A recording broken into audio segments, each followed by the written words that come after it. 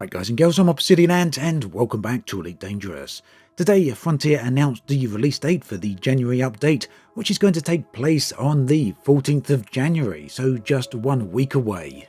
Now, as some of you will no doubt remember, this update focuses on fixes and general improvements to the game. So general fixes here include things such as conflict zones not generating content, that's going to be fixed. Female NPC crew members in ship launch fighters have no audio or context, that's also going to be fixed. There's a whole bunch of other fixes like this, including some stability fixes as well. Also, general quality of life improvements that stand out include the supply and demand volumes are being added to markets for things such as void opals and low temperature diamonds. So this could ultimately have an impact on the amount of diamonds and void opals or other sort of materials that we can sell to any single station, and may have a knock-on effect to the amount of profit that we can generate from mining. Also, you may have noticed that during the beta release back in November of the January update, there was a couple of new features in there that were being tested out. You can see on screen right now that one of these was the discovery of surface sites on planets.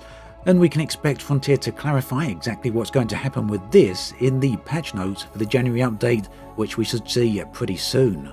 So all in all, this update is something that the game is in much need of, and it's the first of a number of patches that are going to be issuing fixes to the game.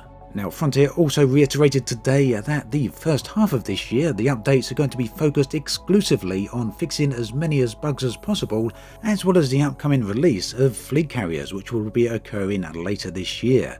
Now, Frontier also stated that due to the focus on bug fixing, it means that they will be pausing all community goals and interstellar initiatives until all of this is put into place. And personally, I feel this is a little bit disappointing, as well, some of the interstellar initiatives last year were actually pretty darn good. A few of them were a bit flat, but yes, a few of them were very nice indeed.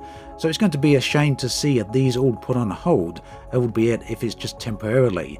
But hopefully the payoff will be well worth it if Frontier manage to get enough good fixes into the game. Now, the fleet carriers are also something that I'm very curious about. Unfortunately, there's not much information on them, so we really don't know what they're going to be, how they're going to work, or specifically what they're going to be used for. A little bit of information has been released, but nowhere near enough to see what sort of role they will actually serve. And for me, this leaves fleet carriers a very open subject. Whilst without doubt they are a highly anticipated feature, all the more so because they were announced over 2 years ago now, I nonetheless feel a little bit uncertain about them on a personal level. I'm not really sure how I'll go about using them, or if they'll be of much benefit to my particular style of gameplay. But nonetheless, there's fact that there's going to be a super-sized exploration-focused ship for me is something I'm looking forward to getting my hands on. So I guess we'll have to see how this all goes. And in the final part of their forum post, Frontier confirmed that they are still working on the next major milestone for Elite Dangerous, which is due for release at the end of the year. Now again, we know absolutely nothing about this, but we do know it's a paid expansion. And again, judging by the video comments that I've seen on my previous videos, there does seem to be a certain amount of confusion over this. Is the 2020 update actually going to be a paid update? So yes, Frontier have confirmed there is going to be another paid update. It's in addition to Horizons, so if you have Horizons, it won't actually cover the next paid update. It's a separate expansion entirely. That, according to Frontier, will add significant content to the game and will be the largest update that they have ever made. It's also worth pointing out that Frontier have stated that this paid update will be covered by the Lifetime Pass if you actually happen to have that.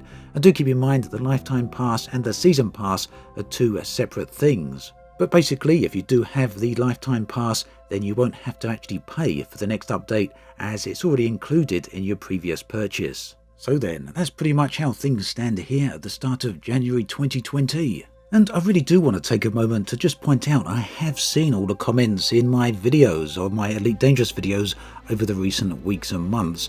And whilst there's a lot of good comments there's a lot of positive comments there's also a lot of frustration over the direction and the current format and the current state of Elite Dangerous, specifically in relation to the lack of a rather large level new content. It's something that really is lacking. And I really do feel the same. It's sentiments that I do share, and I really would like to see content added to the game sooner rather than later. But all that said and done, I'm also very keen to see a lot of fixes going into the game, and I'm pretty pleased to see that this at least is something that Frontier is spending some time focusing it on. It's just a shame that we can't have both, but I think perhaps this is the best way of going about it, at least for now. So that then brings us to an end of this video. As always, thanks for watching, and I'll catch you guys and girls next time.